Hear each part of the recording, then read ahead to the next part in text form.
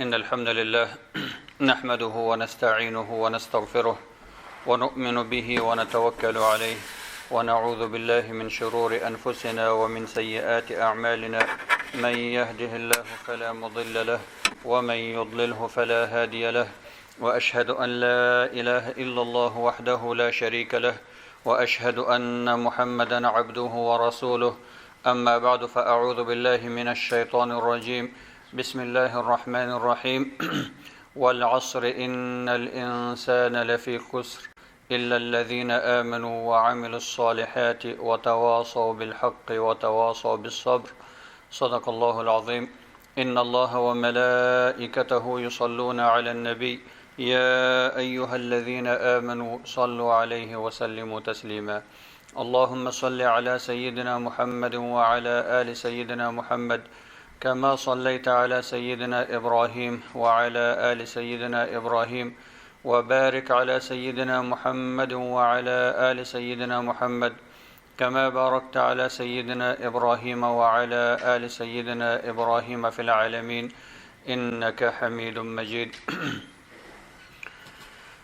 ډیرو قدرمنو محترمو مسلمانانو ورونو خویندو موږ او تاسو تقریبا د سفر د میاشتې په 23 تاریخ کې چې د 1445 هجری قمری کال دی په دغه جمعه کې قرار لرو د سفر میاشت په دې اړه پخوا کلونو کې هم موږ او تاسو ویناوې درلودلې چې د یو تعداد مسلمانانو په فکر سره دغه میاشت ته د نحس میاشت وایي نحس په عربی کې بد ورځې ته وایي چې یو انسان باندې مصیبت راځي مشکل راځي مرستیا راځي تاوان راځي یعنی بد ورځ چې ورته ویل کېږي روز بد او زمونږ او تاسو په افغانستان کې خصوصا دغه میاشت ته ماه خطر وایي ماه خطر هغه زنانه نومونه چې دي د میاشتو بیا دغه سفر میاشت ته ماه خطر وایي د خطر میاشت آیا دغه میاشت د نحس یا د بد میاشت ده بد ورځ ده کنه ده او آیا دا د خطر میاشت ده کنه ده زمونږ تاسو اسلامی ټولنه کې بالخصوص افغانی ټولنه کې ډیر عادتونه داسې دي چې سره ورتواله پیدا کړي مکس شوي دي خلط شوي دي یا دا د چې پخوا مسلمانانو غیر مسلمو سره ژوند کړی دی هغه ځینې عادتونه پاتې شوي دي یا دا د چې ځینې عادتونه په نورو نږدې مناطقو کې چې رواج و مسلمانانو د تګ راتګ په سبب هغه ځان ته اخیستلی دي یا ځینې مذهبونه یا هغه جماعتونه او ګروهونه چې دوی غواړي ځان متمیز کړي د نورو څخه جلا کړي خپل ځان لږ روښانه ښکاره کړي نو ځینې شیانو کې د خپل ځان نه مسایل ایجادوي په خلکو کې خپروي د مسلمانانو عقاید په هغې باندې خرابوي څرنګه چې زمونږ او تاسو ټولنه کې ځینې عادتونه د هندوانو څخه پاتې دي ځینې عادتونه د جاهلي عربانو څخه پاتې دي دغه ځینې عادتونه یا د ماه خطر ویل یا د میاشت د نحس میاشت ورته ویل دا هم د جاهلیت د زمانې عادتونه دي د پیغمبر صلی الله علیه و آله وسلم د زیږیدنې څخه مخکې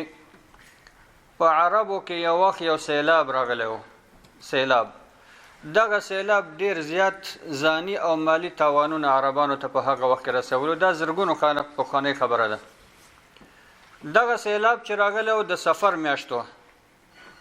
د سفر په میاشت کې دا سیلاب راغی نو دا چې په دغه سیلاب سره خلکو ته سخت خطرونه واوښتل کورونه یې ړنګ شول ځینې کسان مړه شول په دې کې مالي تاوانونه ورته ورسېدل هغه وخت کې دې خلکو دا یو اعتقاد پیدا کړ چې دا سیلاب د سفر په میاشت کې راغلی دی نو دا سفر میاشت بده میاشت ده دا د مصیبت میاشت ده یا دا د خطر میاشت ده په همدغه اساس په مرور د وخت سره هر چا یو شی پکې ور اضافه که یو شی پکې اضافه کوي بل پکې اضافه کوي بل پکې اضافه کوي آخر دا د سفر میاشت د نحس په میاشت باندې مشهوره شوله د خطر میاشت د مصیبت میاشت بده ورځ یا بده میاشت په دې سره شهرت پیدا کړ په دغه اساس باندې په دې میاشت کې به عربانو سفر نه کوو په دې میاشت کې به واده یا نکاح نه کوو په دې میاشت کې به تجارت نه کوو په دې میاشت کې به خپل کارونه نه ترسره کول حتی کله کله بیا د میاشتې سره تبادله کول، سفر میاشت به محرم ته راوړله، محرم به سفر ته ویوړله. دغه عادتونه په جاهلیت کې وجود درلوده چې وروسته احادیثو کې راځي چې پیغمبر صلی الله علیه و آله وسلم دغه ټول عادتونه مردود شمیرلی دي. اوس هم متاسفانه همغه د 1400 کاله مخکې جاهلیت چې کوم په عربانو کې اوس د 21 پیړۍ په مسلمان کې همغه جاهلیتونه شته. هغه عقاید چې هغه وخت کې وو پیغمبر صلی الله علیه و آله وسلم هغه رد کړل چې دا اسلام سره تړاو نه لري. اوس هم ځینې خلک هغه عادتونه المانځي او هغه عادتونه فکر باندې دي. منګ او تاسو کې ټولنه کې امداوز د ملبورن کې ځینې مسلمانان داسې شته چې چهارشنبه ورځ ته ډیره بده ورځ وایي. چهارشنبه پر ورځ نکاح نه کوي، چهارشنبه پر ورځ سفر نه کوي، چهارشنبه پر ورځ ختم خیرات نه کوي، چهارشنبه پر ورځ حتی خپل مړی نه کوي. زه سبا پنځشنبه ته کوم، نن مړی نه کوم، چهارشنبه ده. دا چهارشنبه ورځ هم زه وروسته راځم دې ته دا هم یو خاص نظریه لري د کفارو په نسبت باندې، د ځینو باطلو معتقداتو خاوندانو په نسبت باندې چې اسلام سره کوم تړاو نه لري. او موږ او تاسو هم بیا د سفر په میاشت کې یو ورځ لرو چې اخره چهارشنبه ورته وایي. اخره چهارشنبه په اسلام کې نشته، نه اوله چهارشنبه شته او نه اخره چهارشنبه شته. ټول ورځې د الله ورځې دي، ټول ورځې یو حیثیت لري. ځینې اوقات یا ځینې زماني فضیلت لري په نورو باندې چې هغه په احادیثو کې باید موږ ته بیان شوي وي. د جمعې شپه، د جمعې ورځ فضیلت لري، مثلا د شب قدر دا فضیلت لري، یا د براءت شپه فضیلت لري، د رمضان شپه دا فضیلت لري. خو دا مونږ او تاسو ته بیان شوي دي په منصوص احادیثو کې، آیاتونو کې وارد دي مونږ او تاسو ته. اما خپل ځان نه مونږ او تاسو یو شپې ته یا یو ورځ ته بد نشو ویلی، یو شپې ته یا یو ورځ ته د خپل ځان څخه ښه نشو ویلی. دوشنبه او یکشنبه او شنبه او چهارشنبه ماته کوم تفاوت نه لري. په دغه اساس کوم خاص عقاید دې پورې تړل، یا آخر چهارشنبه المنزل، یا په آخر چهارشنبه کې ختم او خیرات کول، یا په آخر چهارشنبه کې شیربرنج پخول او توزیع کول، یا نور اعتقادات چې هغه د جاهلیت زمانه اعتقادات او دا مسلمان سره نه خایي. دا خود ساخته شیان دي، ټول خود ساخته دي. زه وروسته تاسو تفصیل د دې وایم. یو تعداد خلک وایي چې دغه سفر میاشت د نحس میاشت ده، بد میاشت ده، مصیبت میاشت ده، د تاوانونو میاشت ده. د انسان به خامخا په دې کې مصیبت سره مخ کېږي، یا به یو څوک مړه کېږي ستا په کورنۍ کې، یا به تجارت کې تاوان کوي، یا به د څوک مریض کېږي، یا به یو خامخا یو مصیبت تا ته پې کېږي. دا د جاهلیت اعتقاد ده. د مسلمان عقیده باید داسې نه وي. بیا دوی ځان دپاره دلایل هم وایي ګوره پیغمبر صلی الله علیه و آله وسلم چې وفات شوی دی په ربیع الاول کې، نو د پیغمبر صلی الله علیه و آله وسلم مریضتیا هم په سفر کې شروع شوی. یعنی حتی پیغمبر هم د دوی د مصیبت څخه نه دی خلاص. یعنی دا سفر دومره خطرناک میاشت ده چې پیغمبر هم نه دی پرېښودلی، پیغمبر هم په دې میاشت کې مریض شوی دی. یو انسان به مریضتیا لري، ما په دې سفر میاشت کې عملیات وکړو، زه به دا وایم چې دا د سفر میاشت مصیبت و چې په ما باندې راغی. یو سړی به بل نن مشفاخانه کې بستر شوی، آیا دا د سفر د میاشتې مصیبت و چې په ده باندې راغی. یو سړی به فطرتاً تاوان کوي، خپل هغه تجارت اصولو باندې به نه پوهېږي، هغه اسباب او وسایلو نه به کار نه وي اخیستلی، په الله به توکل صحیح نه وي، یا یو بل مشکل به وي، عمومي یو مصیبت راغی. نو آیا دا موږ ملامتي په سفر میاشتې باندې واچو که خپل ځان باندې چې ما احتیاط نه وکړی؟ نو دوی بیا دا وایي چې دا سفر میاشت چون د مصیبت میاشت ده، پیغمبر صلی الله علیه و وسلم هم په سفر میاشت کې مریض شو، او دا وایي چې بیا په آخري چهارشنبه کې و چې پیغمبر صلی الله علیه وسلم مریض شو، ځکه بله چهارشنبه لا راغلی نه و چې بیا پیغمبر وفات شو. نو ځکه موږ دغه آخري چهارشنبه چې لمانځل کېږي چې آخري چهارشنبه کې به خیرات کوي، آخري چهارشنبه کې به ختم کوي، آخري چهارشنبه کې به صدقه کوي، شیربرنج به پخوي. او بیا زمونږ او تاسو په دې وطن کې اطرافونو کې نه په ښارونو کې به همدا وي که نه، زنانه نظر ایږدي په ځان باندې چې آخري چهارشنبه کې به شیربرنج پخوي، بیا به بل کال ته دا په ده باندې نظر شو، بل کال ته به بیا پخوي، بیا خپله دا لورګانې چې یو زنانه 4-5 لورګانې لري او اولادونه نه زېږوي یا هلک نه زېږوي، بیا نظر ایږدي که زما دغه لور یو هلک وزېږوي، بیا به آینده آخري چهارشنبه کې 5 ګیلاسه وریجې اضافه کوم پکې. مثلا پخوا به 10 ګیلاسه پخول، اوس 15 شو، بیا نظر ایږدي که دا بله لور مې مثلا الله تعالی بل ځای ورته ورکړي او 5 ګیلاسه نور مې اضافه کوم، بیا 20 ګیلاسه شي، بیا 25 ګیلاسه شي، بیا چې دا زنانه سپین سرې شي او بوډۍ شي، بیا نور نه شي کولی، بیا لورګانې راټولې کړي چې بچیانو دا اولادونه چې تاسو ته الله درکړي دا زما د شیربرنج په سبب باندې درکړي، آخر چهارشنبې په برکت باندې. اوس نور زه پیسې هم نه لرم او زړه شوی یم، نور دا تاسو ته در کمر سره د خپل پخوي. نو بیا بیرته خپل مرګ نه مخکې هغه د خپلو لورګانو ته ورسپاري چې دا 5 ګیلاسه ستا دي او 10 ګیلاسه ستا دي او دا دومره ستا دي. بیا دا هم ورسره وایي دا به ټول عمر پخوي، که د پاخه نه کړي بیا مصیبت در باندې راځي. ځکه ته چې مصیبت نه خلاصه شوی او دا دومره هلکان لري اولادونه لري خو دا د دغه شیربرنج برکت و چې ته د چهارشنبې په ورځ د مصیبت نه خلاصه شوی الله درته اولاد درکړی. نو دا هماغه د جاهلیت اعتقادات دي مسلمانانو، دا اسلام پورې کوم تړاو نه لري. ما ابتدا کې هم ویلې اوله چهارشنبه او اخره چهارشنبه او منځنۍ چهارشنبه ټول یو حیثیت لري، یو په بل باندې کوم خطر هم نه لري، یو په بل باندې کوم فضیلت هم نه لري. نو دا جاهلیت کې دغه خلکو چې دغه اعتقادات جوړ کړي و عربانو، وروسته ځینې مسلمانانو کې انتقال شو، بیا د اختلاط او تګ او راتګ په سبب باندې مسلمانانو دغه شان خپلو هیوادو ته راوړل، هغه خپل کړه. اوس عربانو هیر کړي دي، خو مسلمانان یې مونږ تاسو یې ساتو. نو بیا دوی وایي دا چې د سفر میاشت د مصیبت میاشت ده، نو پیغمبر صلی الله علیه و وسلم هم په سفر کې مریض شوی او بیا په آخري چهارشنبه د سفر کې مریض شوی، بیا بله چهارشنبه راغلی نه وه چې پیغمبر صلی الله علیه وسلم وفات شو. دغه اعتقادات خود ساخته اعتقادات دي. پیغمبر صلی الله علیه وسلم هغه فطري طور باندې د الله په قدر او تقدیر سره مریض شو او په 12 د ربیع الاول باندې وفات شوی دی. دا تقریبا ثبوت ته رسېدلې خبره ده چې 12 د ربیع الاول باندې د پیغمبر صلی الله علیه وسلم وفات دی. په آینده چهارشنبې نه مخکې نه دی وفات شوی. دا خبره د دوی هم تاریخي ثبوت نه لري. بیا دوی وایي چې په دغه میاشت کې په سفر میاشت کې د آسمان څخه 3,20,000 مصیبتونه راښکته کېږي. سفر په میاشت کې 3,20,000 320,000 3,20,000 مصیبتونه د آسمان څخه ښکته کېږي او په دې ځمکه باندې خورېږي. دغه مصیبت چې پر چا ور برابر شو. اوس دا 3,20,000 مصیبتونه چا شمېرلي؟ دا خو نه قرآن کې شته نه په حدیث کې شته. نو دا مصیبتونه کوم رقم مصیبتونه دي؟ چا وشمېرل؟ څه رنګه مصیبتونه و؟ دا په چا باندې راغلل؟ چا دا تشخیص کړي چې دا د سفر مصیبت دی؟ اوس په دغه سفر میاشت کې چې هر چاته هر قسم یو مشکل پیدا کېږي، دوی ورسره تړاو ورکوي دا د سفر میاشت مصیبت و. یو دا دی که یو سړی ویل سر مې خوږېږي وایي یو مصیبت دا دی، که بل ویل چې تاوان مې وکړ یو مصیبت دا دی، که بل وایي چې واده مې نه کېږي وایي دا تاوان دی، که بل وایي چې اولاد مې مړ شو یو دا دی. نو بس هر شی اوس سفر سره تړاو ورکوي. بیا چې اوس دغه مصیبتونو څخه څنګه ځان خلاص کړو، څنګه پونږ ته راونه رسېږي، بیا ځینې شیان ځان څخه جوړ کړي چې دا کارونه به کوي چې د مصیبت څخه خلاص نشي. همدا رقم بیا د ځینې نور مذاهب چې د غیر اهل سنت دوی بیا وایي چې دا د سفر د میاشتې مصیبت ته ګوره چې امام حسین چې کله محرم کې ووژل شو، د سفر په میاشت کې د هغه سر یزید ته ویوړه چې دا د امام حسین سر. نو کله چې د امام حسین سر یزید ته وړاندې کوه دا د سفر میاشت چې دا بل مصیبت په مصیبت باندې شو. بیا دې سره سره نور خبرې هم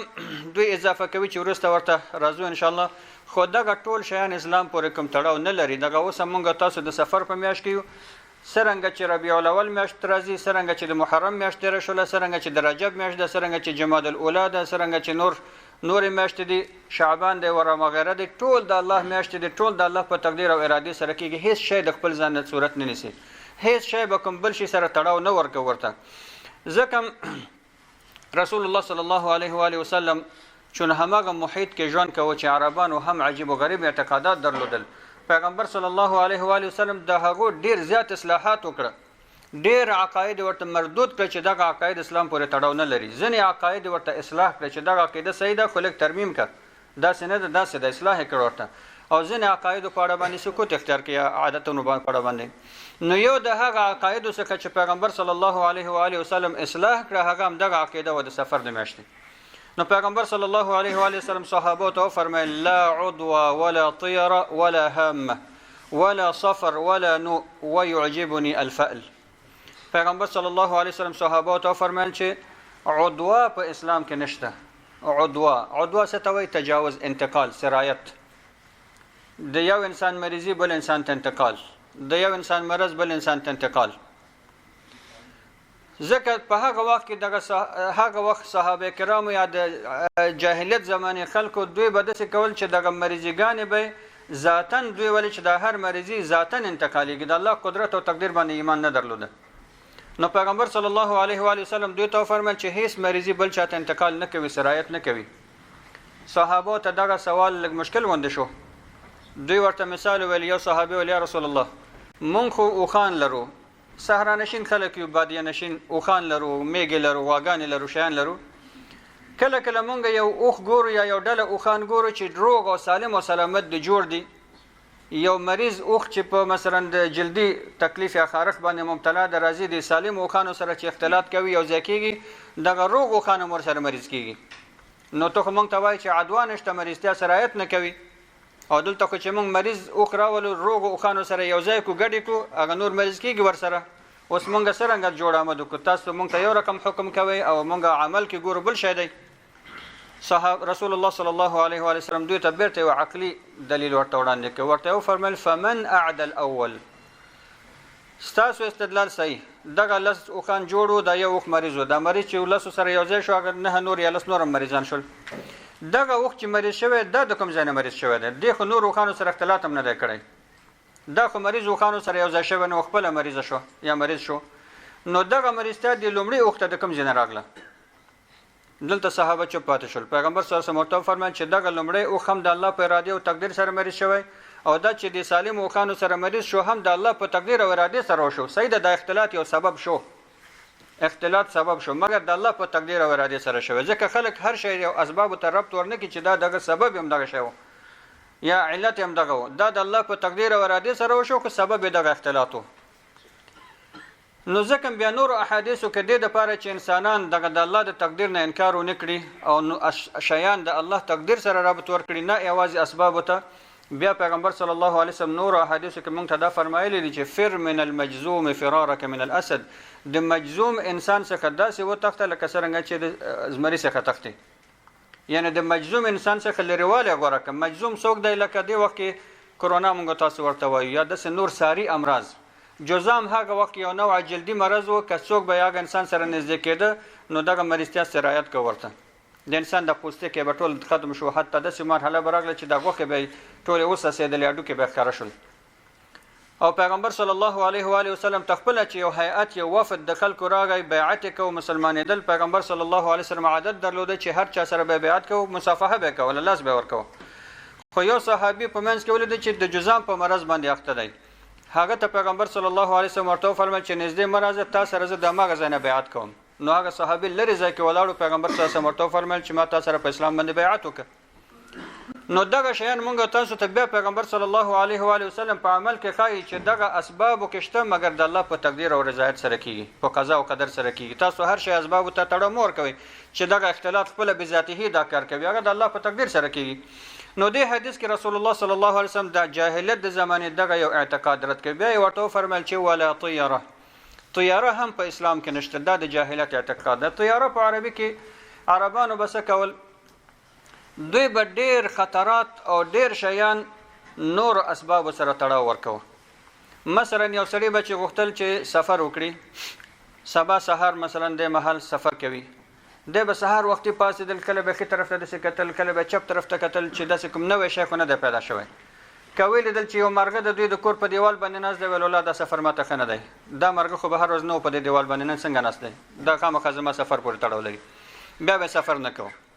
یا به یو ستوري ته وکتل یو ستوري کې ورته بل قسم رڼا ورته معلومه شول ولر دا ستوري خو په خوا د سپین ګوند او نن د سجیل ګوند دی دا سفر ماته ښه نه دی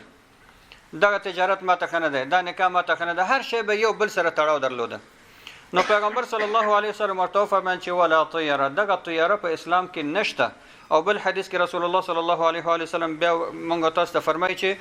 هغه څوک چې د طیاره یا د دغه سي اسباب پر تړاو ورکولو په سبب باندې خپل یو نیک کار پرېږدي د شرک کوي ځکه د په الله توکل نه کوي په قضا او قدر باندې ایمان نه لري اشیانو ته ګوري ولا کارغه زما په دیوال باندې ناستو قاقا کول بس ماته مصیبت را پکېږي زموږ تاسو ټولنه کې دا اعتقاد مشته چې د کارغه کستا په کور باندې आवाज کو مصیبت درته راځي بیا رسول الله صلی الله علیه وسلم ورته فرمایل چې ولا هم په اسلام کې نشته دم جاهلی عقیده ده هم ستوي د عربانو په هغه وخت داسې عقیده درلودله چې یو انسان مړ شو بیا د روح بیرته راوځي د شپې ګرځي چکر وهي د ورځې راوځي دغه روح کله ځان نه سپی جوړ کی کله ځان نه پیشو جوړ کی کله ځان نه مرغه جوړ کی کله ځان نه حیوان جوړ کی خو یو چاته ضرر او مصیبت رسوي خو دوی د عربانو په اعتقاد باندې بیا دا و چې اکثرا ځان نه دغه یو پرنده د بوم چورته وایو نه په پښتو کې ورته سوی بوم ګونګي ځان نه ګونګي جوړ کی یا بوم جوړ کی او دغه بوم بیا راځي د شپې د یو چا په دیوال باندې کینی په دې دیوال چې کیناست دا یو نخښه د چې ستاسو کور نه څوک مړ کیږي ځکه دغه روح راغلی ستاسو کور نه یو روح ځان سره اخلي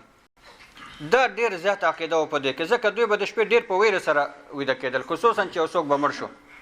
چې څوک به مړ شو د اقارب او خپلوانو کې بیا به د نور اقارب او خپلوان د شپې په آرام سره نشو ویده کېدل تمام شپه به پیره کوله چې د بوم را نشي زمونږ په دیوال باندې هر سره به پته مو چې زما کور ته راځي بل بل زما کور ته راځي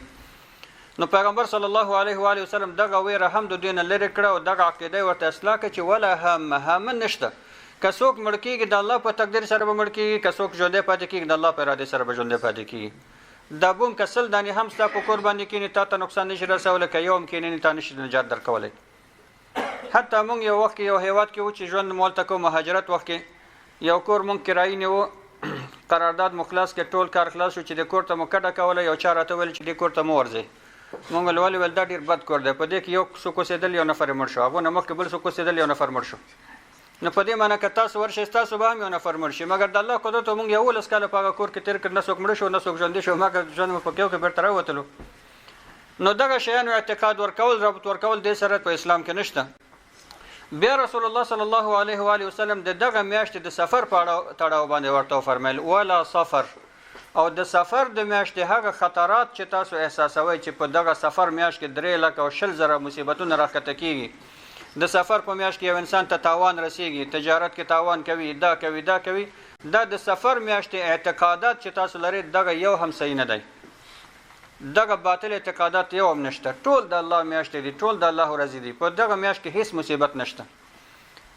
هغه مصیبت چې چاته لیکل شوی وي هغه په هر میاشت کې رسیږي، چاته نه وي لیکل شوی په هیڅ میاشت کې نه رسیږي. سفر میاشت کې کوم مصیبت نشته. د سفر میاشت لپاره کوم خاص عبادت چې د دې میاشت پورې تړاو لري نشته. دې میاشت لپاره کوم خیرات او ختم او نظر او تلاوت یا دعا خاص کوم شی نشته. نورمال خپل عبادت وکړو، نورمال دعاګانې وکړو، که یو څوک کوشش کوي ودکړي. مګر دا چې د سفر د میاشت لپاره دغه لمونځ دی، د سفر د میاشت لپاره دغه عبادت دی، یا دغه دعا ده، یا دغه نظر دی، یا دغه فیرنی ده، او دغه شیربرنج پکول دی د اخره چهارشنبې ده،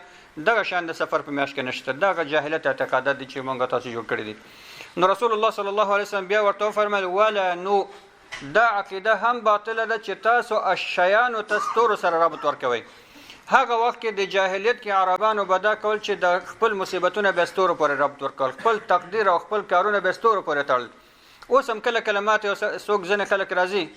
امام صاحب دغه یو ماشوم یا لور یا زوی یا هلک راوستلی وي چې دا مریض دی، ته د ده ستوری یو ځل وګوره چې څرنګه دی.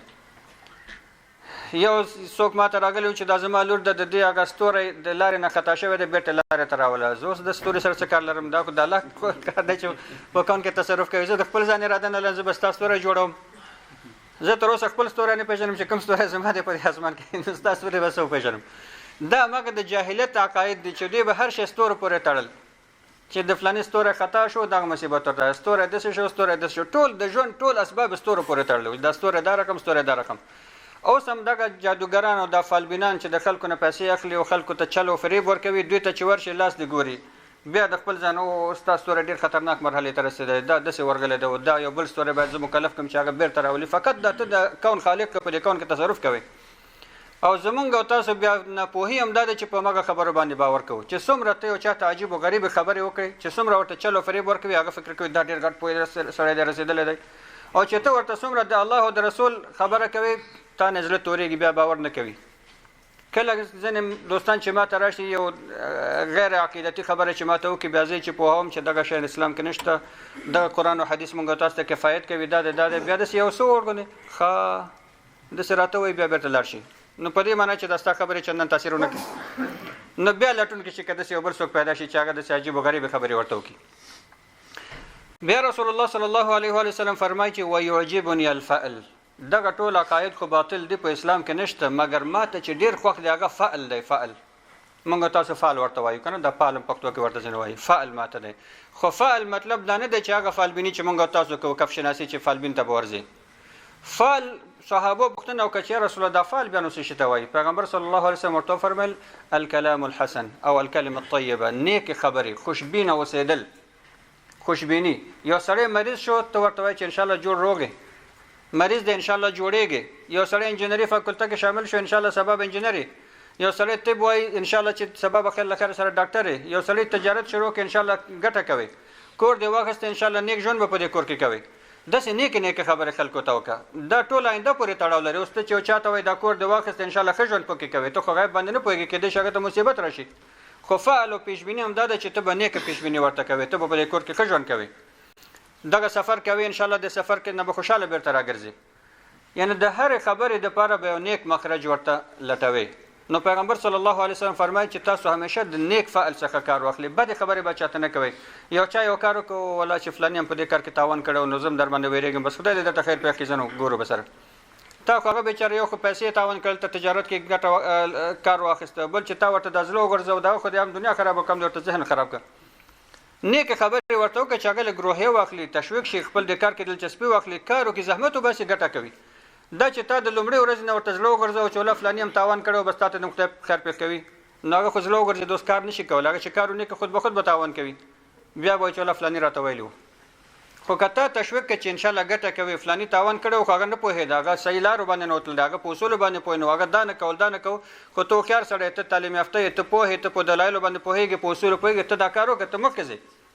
تا چې هغه ته روحیه او جرأت ورکړه ګورې چې سبا هغه ګټه کړې ده، بېرته تا ته راځي چې الله ته راته ډېره نیکه مشوره راکړه، تا ته د خدای خیر درکړي، زه نه پوهېدلم، رښتیا چې ما همدغه لاره تعقیب کړه ګټه مې وکړه. نو دې ته فعل وایي. نو پیغمبر صلی الله علیه و وسلم دغه فعل مونږ او تاسو ته تشویقوي، الکلمة الطیبه، نیکه خبره، ښه خبره، خوشبینه اوسېدل، دغه پیغمبر صلی الله علیه وسلم تشویق کوي. بیا د دغه مسایلو په اړه چې جاهلیت کې موجود و چې دا د سفر میاشت بده میاشت ده، آخره چهارشنبه ډېره خطرناکه ورځ ده او مصیبت رسېږي او دا کېږي او دا کېږي، خامخا به شیربرنج پکوي او خیرات به کوي، دا به کوي، دغه شیان کوم تړاو نه لري. خیرات هر ورځ خیرات وکړه، صدقه هر ورځ صدقه وکړه، دعا او ذکر هر ورځ دعا او ذکر وکړه، دغه میاشت لپاره کوم خاص شی نشته. نو ځکه رسول الله صلی الله علیه وسلم فرمایي کله کله انسان په زړه کې شیطان وسوسه کوي یا د نور کسانو نه اورېدلې وي چې الله سفر میاشت کې مصیبتونه دي. اوس دا خبره چې تاسو اوریدله چې ځینې خلک اعتقاد لري چې سفر کې مصیبت دی، که یو سړی معمولي مریض کېږي وایي ولا کېدای شي دا د سفر پورې تړاو نه لري. نو پیغمبر صلی الله علیه و وسلم دغه هم مونږ او تاسو ته اصلاح کړي. بیا فرمایي اذا راى احدكم ما يكره فليقل اللهم لا يأتي بالحسنات الا انت ولا يدفع السيئات الا انت ولا حول ولا قوه الا بك. کله چې تاسو ته کوم مصیبت ورسېده یا یو شی تاسو ناراحته کړی، پریشانی کې واچولې، تشویش کې واچولې، کاغه د سفر میاشتو قبل میاشتو، هر کله چې ستاسو ذهن کې داسې یو مصیبت یا داسې وسوسه شیطانی وسوسه راغله، فقط دغه دعا ولوله چې یا الله نیکی هم ستا د خوا نه ده او بدی هم ته دفع کولی شي، یا له هر هغه خیر او برکت او نیکی او خوشحالي چې ما ته رسېږي ستا د لورې ده، او هر هغه مصیبت چې رسېږي او بدی چې رسېږي بل څوک نشي دفع کولی، ته د هغې په دفع کولو باندې قادر یې، لا حول ولا قوة الا بالله. دغه دعا ولوله، نور نتیجه الله ته پرېږده. ذهن کې به نور دا نه ساتي چې الله دا سفر میاشت ده او دا آخره چهارشنبې ده، دا فلان دی فلان دی، بس همدغه دعا ولوله، یا الله نیکي ستا د خوا نه ده او بدي ته دفع کولی شي، یا الله ته قوي، ته قوت لرې زه نه لرم، ته دغه دفع کولی شي زه نشم دفع کولی، نور په الله توکل وکړه، نور به شی نه وایي.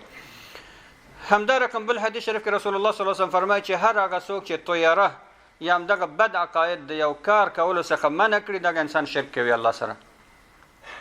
سفر کوي مثلا بیا ستوري ته وکتل چې ولا دا ستوری خو نن رنګ بدل شوی دی، ما ته دا سفر ښه نه دی، زه سفر ته نه ځم، ولا دا مړی مې نن وفات شوی دی، چهارشنبې ورځ د نیکه خو همسې نه چې مصیبت ورته پېښ نه شي. یا مثلا یو انسان واده کوي چهارشنبې ورځ ده، ولا چهارشنبې په ورځ نه کوم همسې نه چې طلاق راواقع نه شي، چهارشنبه خو بده ورځ ده. که څوک په دغه نیت باندې د خپل کار پرېږدي، دا انسان شرک کوي، دا انسان د شرک ګناه ترسره کوي، داسې عادي خبره نه ده.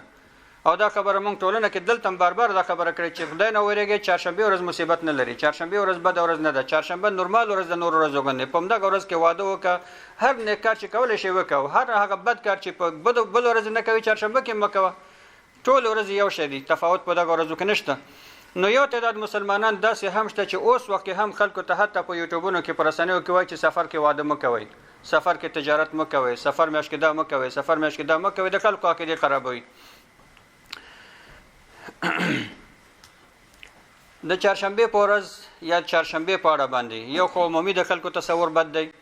بیا د سفر میاشت کې چې دغه سفر میاشت دغه راتلونکې چهارشنبه غالبا چې آخره چهارشنبې ده د سفر د میاشتې، نو دا بیا زموږ او تاسو ټولنه کې هماغه بد تصورات لري خلک په دې کې، او دې دپاره چې همدغه مصیبت ورته پېښ نه شي، بیا دغه ختمونه او خیراتونه یا نظرونه یا شیربرنجونه او دغه شیان پخوي، توضیح کوي. بیا د دې نه علاوه ځینې خلکو دغه مشوره کړې ده چې په دغه ورځ باندې به ته یو خاص لمونځ کوي، که تا دغه لمونځ ونه کړه مصیبت در باندې راځي. خو دغه لمونځ زه بار بار دا خبره تکراروم، زه د ستاسو د پوهاوي دپاره بیانوم، نه دې دپاره چې دا لمونځ وکړو، دا لمونځ په اسلام کې حیثیت نه لري، دا ساختګي خبره ده، د پیغمبر صلی الله علیه وسلم خبره نه ده، دا خلکو جوړه کړې. نو دوی وایي چې د آخره چهارشنبې په ورځ باندې به ته 4 رکعته لمونځ کوې، که دغه لمونځ دی ونه کې بیا تا ته مصیبت را رسیږي هغه مونځ چې بیا بیانوي بیا وایي 4 رکعت لمونځ به کوي د اشراق په وخت کې لمر ختو نه وروسته او په هر رکعت کې به سورة فاتحه وایي 11 وارې به ورسره انا اعطیناک الکوثر وایي او 50 وارې به قل هو الله احد وایي هر رکعت کې